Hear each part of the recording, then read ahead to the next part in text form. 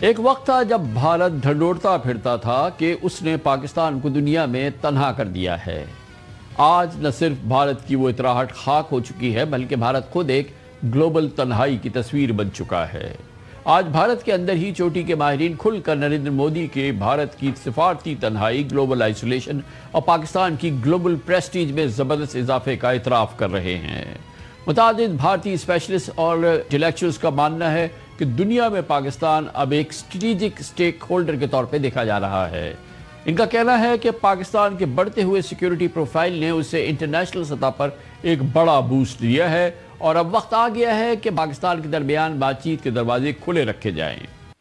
پاکستان ایک ایسا ملک ہے جس نے بہت کچھ ایک سال میں آپریشن سندور کے بعد حاصل کیا ہے۔ اب ایک ہی ایسی طاقت ہے جو ویسٹ ایشیا کی نہیں ہے پر وہ ویسٹ ایشیا کے ساتھ پرماننٹلی جڑ گئی ہے اور وہ ہے پاکستان۔ کیسے جڑ گئی ہے؟ ویسٹ ایشیا میں جو بڑی طاقتیں ہیں، ایک تو کوڈ بن گیا ہے، اس کوڈ کے اندر ہے ٹرکی، اس کے اندر ہے ایجپٹ، پاکستان اور سعودی عربیہ، چار بڑی بڑی کنٹری یہ آپس میں بات کر رہی ہیں۔ قطر آلریڈی بات کر رہا ہے پاکستان سے۔ پھر جو یہ ایم او یو ہے، ایران نے اس ایم او یو کا نام دیا ہے اسلام آباد ایم او یو۔ اب رشتے اور بہتر کرنے ہیں ایران کو پاکستان کے ساتھ۔ بات چیت وہاں ہو رہی ہے اکنامک ایشوز پہ، سیکیورٹی ایشوز پہ، ملٹری ایشوز پہ، ٹیکنالوجی کے اوپر، تو سب کچھ ہو رہا ہے۔ پاکستان آج ایک ایسا ملک ہے ملٹی پولر ورلڈ میں جہاں تین بڑی طاقتیں ہیں، امریکہ، چائنا اور رشیا، ان تینوں کے ساتھ اس کے رشتے جو ہے بہت اچھے ہیں جو اور کسی کنٹری کے نہیں ہے۔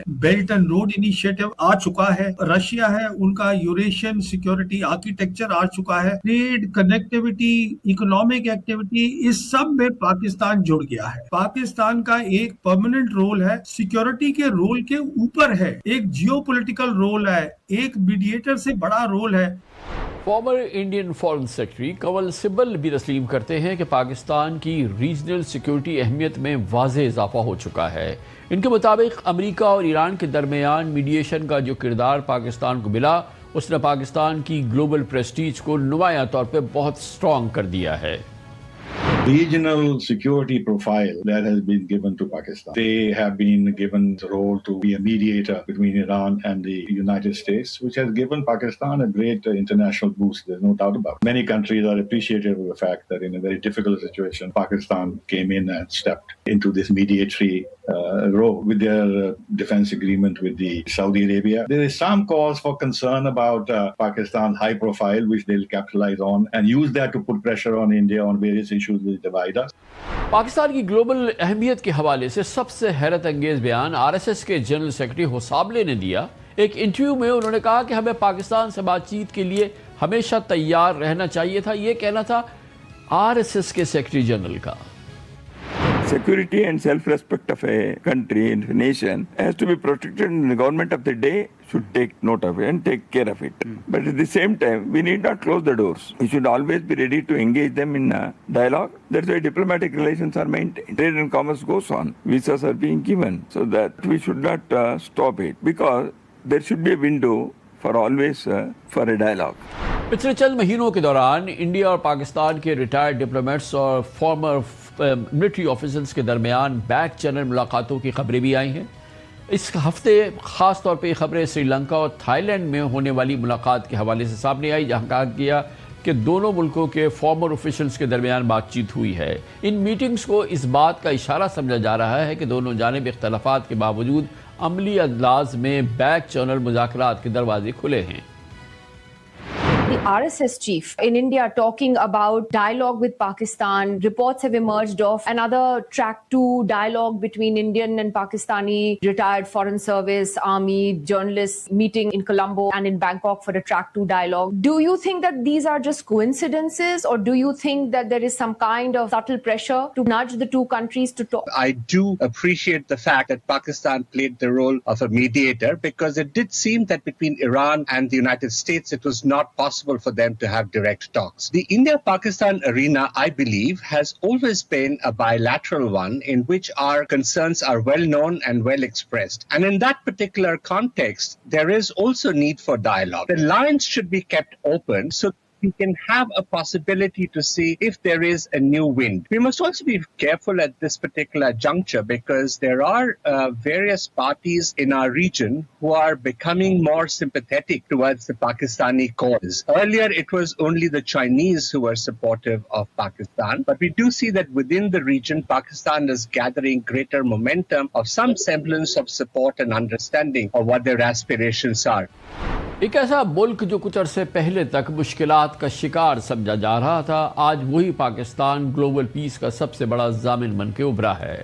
امریکہ ایران تاریخی امن معاہدے میں پاکستان کی میڈیشن نے نہ صرف دونوں ملکوں کو جنگ سے پیچھے ہٹنے میں مدد دی بلکہ عالمی طاقتوں کو بھی یہ پیغام دیا کہ پاکستان گلوبل کرائسس میں مؤثر کردار ادا کرنے کی صلاحیت رکھتا ہے۔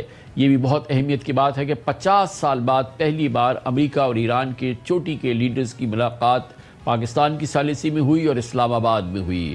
ویسٹرن میڈیا دوسری جانب فیلڈ مارشل عاصم منیر کے کردار کو بیک چینل ملٹری ڈپلومیسی کی ایک اہم مثال قرار دیتا ہے۔ پریزیڈنٹ ٹرمپ عوامی بیانات میں بار بار فیلڈ مارشل عاصم منیر کو اپنا فیورٹ فیلڈ مارشل قرار دے چکے ہیں۔ اسی ڈپلومیٹک کامیابی نے پاکستان کو بیک وقت ایران، سعودی عرب، متحدہ عرب امارات، قطر، چین اور امریکہ کے ساتھ متوازن تعلقات برقرار رکھنے کا موقع دیا ہے۔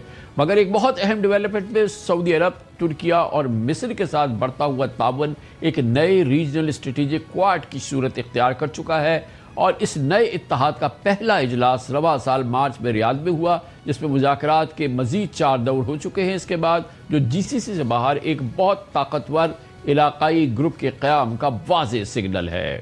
ان تمام ڈیولپمنٹس پہ بات کریں گے، ہم کر رہے ہیں ملٹری اور اسٹریٹجک امور کے ممتاز ایکسپرٹس ہیں۔ ہمارے ساتھ موجود ہیں lieutenant general retired Nasir Khan Janjua, former national security adviser ہیں پرائم منسٹر آف پاکستان کے، اور فارمر کارپس کمانڈر بھی رہ چکے ہیں۔ بہت بہت شکریہ جنرل صاحب، آپ نے ہمیں جوائن کیا ہے۔ جو یقینی پاکستان کی جو اس وقت امپورٹنس ہے، گلوبل پریسٹیج میں اضافہ ہوا ہے، جو اس کی ڈپلومیسی کو پوری دنیا مان رہی ہے، میڈیشن کے حوالے سے ایک بہت بڑا پاکستان کا پیس میکر کا امیج بنا ہے۔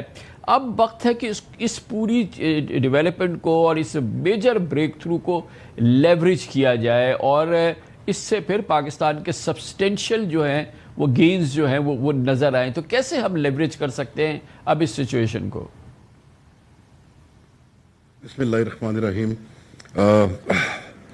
بڑا ایفیکٹو انٹرو آپ نے دیا، اور زیادہ تر آپ نے جو انڈین جو لوگ ہیں ان کو کوٹ کیا، اور خود ہم اپنی کیا تعریف کریں جب آپ کا دشمن ہی آپ کی تعریف کرنے پہ مجبور ہو جائے، تو آئی تھنک کہ یہ بہت ہی بڑی کامیابی ہے الحمدللہ۔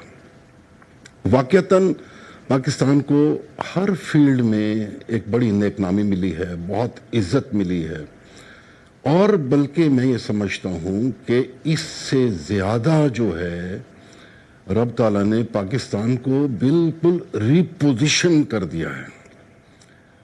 ہم اب وہ والا پاکستان نہیں رہے جو مشکلات کا شکار تھا، جس پہ بلیم گیم ہوا کرتی تھی، جس کو ڈبل گیمر کہا جاتا تھا، جس کو بہت سارے القابات دیے گئے، because U S S R بھی ہمارے ریجن میں کمٹ رہا، پھر 9/11 کے بعد یو ایس نیٹو کمٹ رہے، اور سارے لوگ یہاں سے ناکام ہو کے گئے، اور آبویسلی ہمارے متعلق جو اوپینین تھا وہ اس سے بڑا افیکٹ ہوا۔